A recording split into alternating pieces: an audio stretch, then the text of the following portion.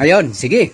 1, 2, 3, 4, 5, 6, 7, 8, 9, 10.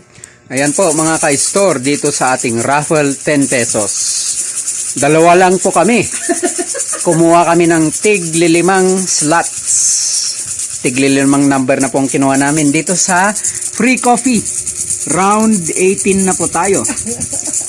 Si Madam Honey, 1 to 5. Ako naman ay number 6 to 10. Okay.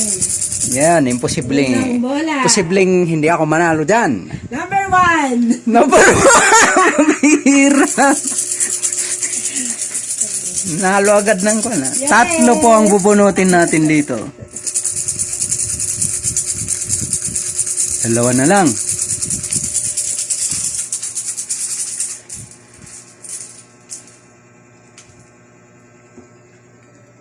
Number 3. Number 3, pambira.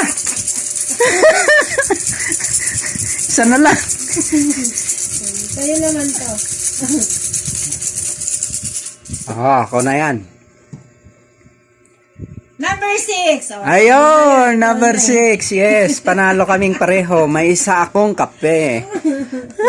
Dalawa ako. Peting na yan. Ayun nga, sa biscuit naman. Ayun, sa biskit. Tig-5 uli.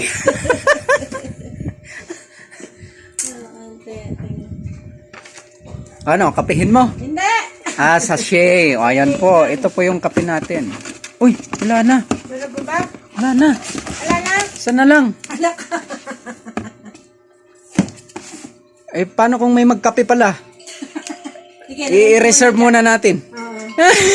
Ubus na palang kape sa bilis ng raffle mga ka-store. Isa na lang naiwan.